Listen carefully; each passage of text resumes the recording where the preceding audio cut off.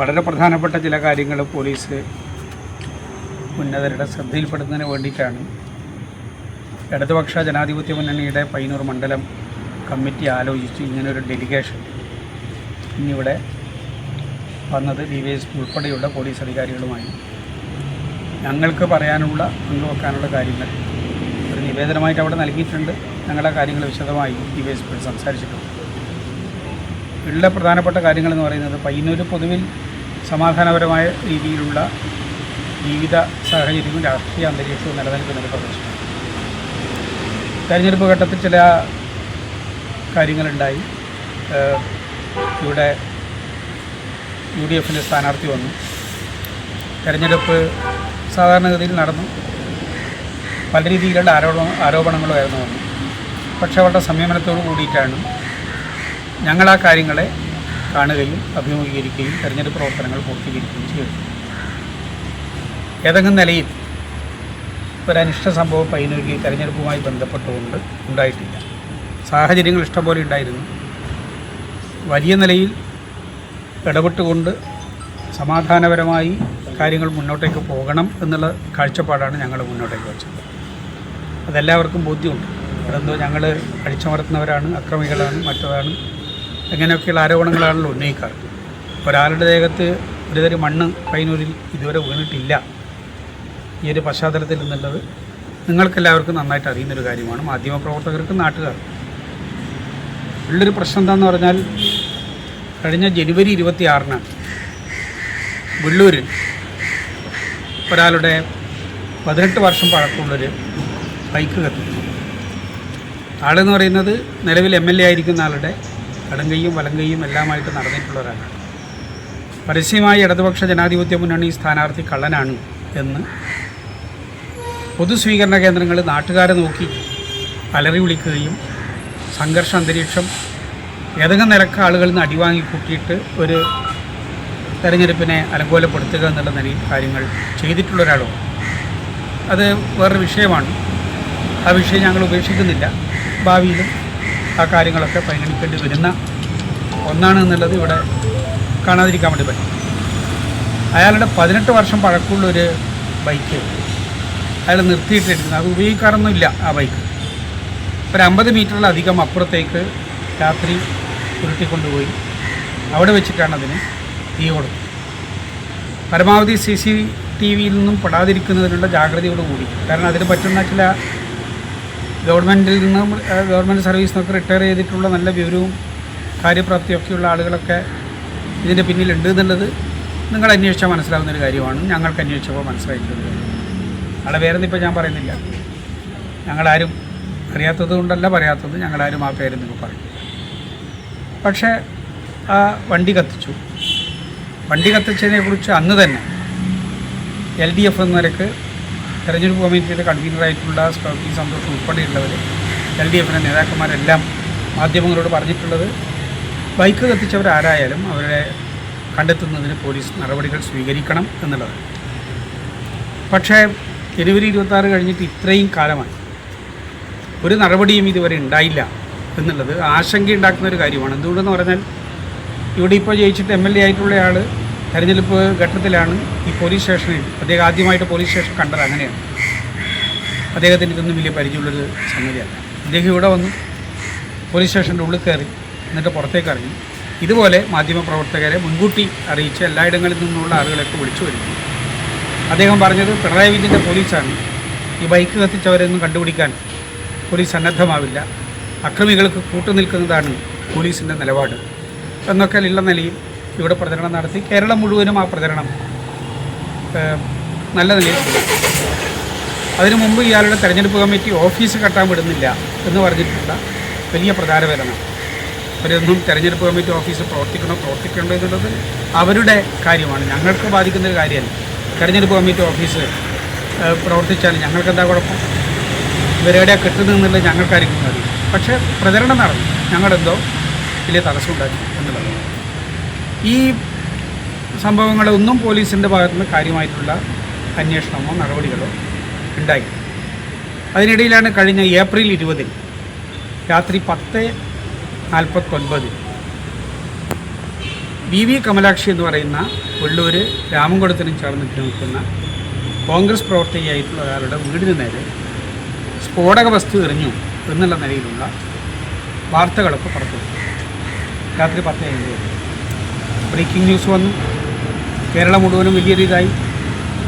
ചാനലിലെ ചർച്ചയിലൊക്കെ പല ആളുകളും പയ്യന്നൂരിലെ ഇടതുപക്ഷ ക്രൂരതയെക്കുറിച്ചിട്ടൊക്കെ വലിയ നിലയിലുള്ള പ്രചാരണങ്ങൾ സംഘടിപ്പിച്ചു. ഇത് നിങ്ങളെല്ലാവരും കണ്ടിട്ടുള്ളൊരു കാര്യം. ഞങ്ങളതിലെന്താ ചെയ്തതെന്ന് പറഞ്ഞാൽ കൃത്യമായി അതിൻ്റെ വീഡിയോ ക്ലിപ്പുകളടക്കം സംഘടിപ്പിച്ച് പോലീസിന് നൽകി. ഏപ്രിൽ 20 കഴിഞ്ഞിട്ട് ഇപ്പോൾ എത്ര മാസമായി എന്നുള്ളത് നിങ്ങൾ ആലോചിച്ചു. ആരും ആയിക്കോട്ടെ, ആരാ സ്ഫോടക വസ്തു എറിഞ്ഞത് എന്നുള്ളത് കണ്ടുപിടിക്കും. വീട്ടിലേക്ക് എത്തിയില്ല, ഒരു ബോർഡിന് തട്ടിയിട്ട് അത് വീണ് പൊട്ടി എന്നൊക്കെയാണല്ലോ എറിയുന്നത് കാണുന്നുണ്ട്, അവർ പോകുന്നത് കാണുന്നുണ്ട്. അതിൻ്റെയൊക്കെ പിന്നെ വീഡിയോ ക്ലിപ്പൊക്കെ പോലീസിന് കിട്ടിയിട്ടുണ്ട്, CCTV ദൃശ്യങ്ങൾ കിട്ടിയിട്ടുണ്ട്. തീർച്ചയായിട്ടും ഇന്ന് ഏത് കേസും അന്വേഷിച്ച് കണ്ടെത്താൻ പറ്റുന്ന ശേഷിയുള്ളതാണ് കേരളത്തിലെ പോലീസ്. ആ പോലീസ് സംവിധാനം ഫലപ്രദമായി അത് അന്വേഷിച്ച് കണ്ടെത്തി എന്ന് പറയാൻ വേണ്ടി പറ്റും. ഈ 10:50 നടന്നിട്ടുള്ള ഈ കാര്യം ആദ്യമായി പുറംലോകം അറിയുന്നത് 1 മണിക്ക് ശേഷം, അന്നേ 15-നോടാണ്.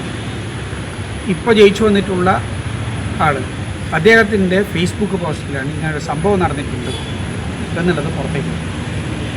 അദ്ദേഹത്തിന് ഇവിടുന്ന് വിവരങ്ങൾ, അദ്ദേഹത്തിന് ആര് അതിൻ്റെ വീഡിയോ കൊടുത്തു, അദ്ദേഹം എങ്ങനെയാണ് ഈ വിവരങ്ങൾ അറിഞ്ഞത്, അദ്ദേഹം മാത്രമായിട്ട് എങ്ങനെയാണ് ഇത് പുറത്ത് അറിയുന്നൊരു നിലയുണ്ടായത്.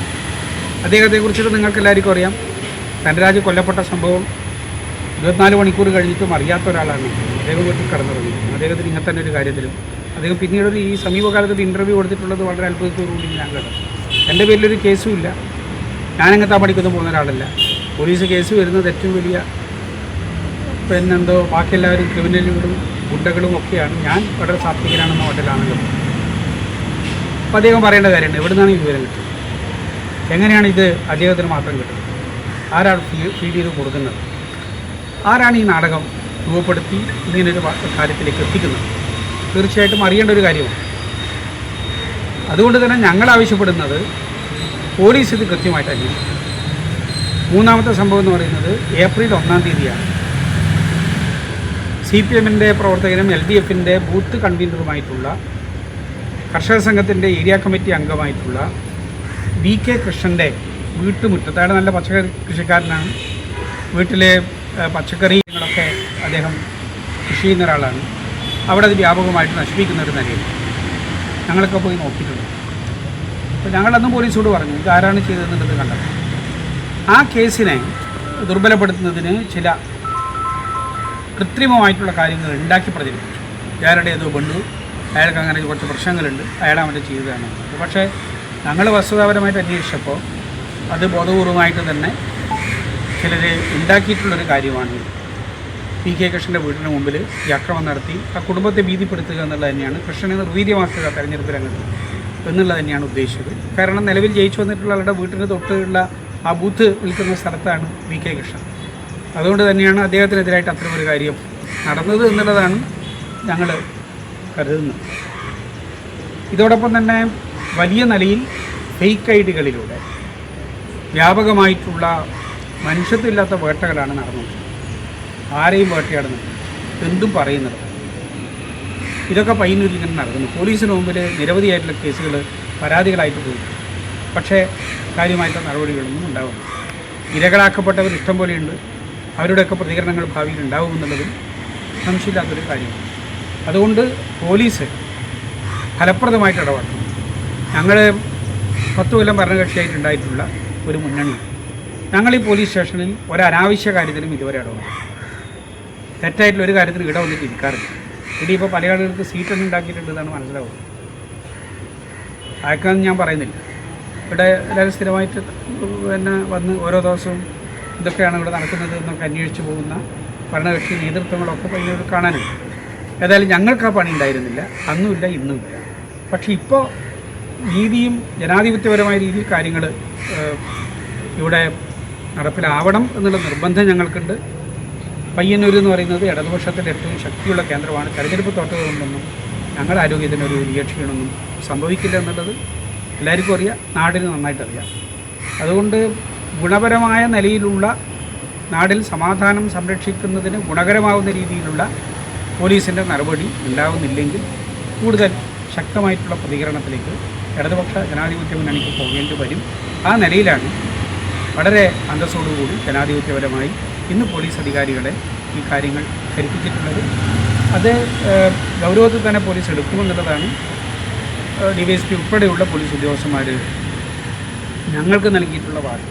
ഞങ്ങളത് മുഖവിലക്കെടുക്കുകയാണ്. വേഗത്തിൽ തന്നെ ശരിയായിട്ടുള്ള അന്വേഷണം നടത്തി ആവശ്യമായിട്ടുള്ള നടപടികളിലേക്ക് പോകുമെന്ന് ഇപ്പോൾ പറഞ്ഞിട്ടുണ്ട്. അത് മുഖവിലക്കെടുത്തുകൊണ്ട് ഇവിടെ സമാധാനം പുലരുന്നതിന് വേണ്ടിയിട്ടുള്ള എല്ലാ കാര്യങ്ങളും ഞങ്ങൾ ചെയ്യും. പോലീസ് അതിന് വഴിയൊരുക്കുന്ന രീതിയിൽ കാര്യങ്ങൾ ചെയ്യണം എന്ന ഡിമാൻഡാണ് ഞങ്ങൾ മുന്നോട്ടേക്ക് വെച്ചത്.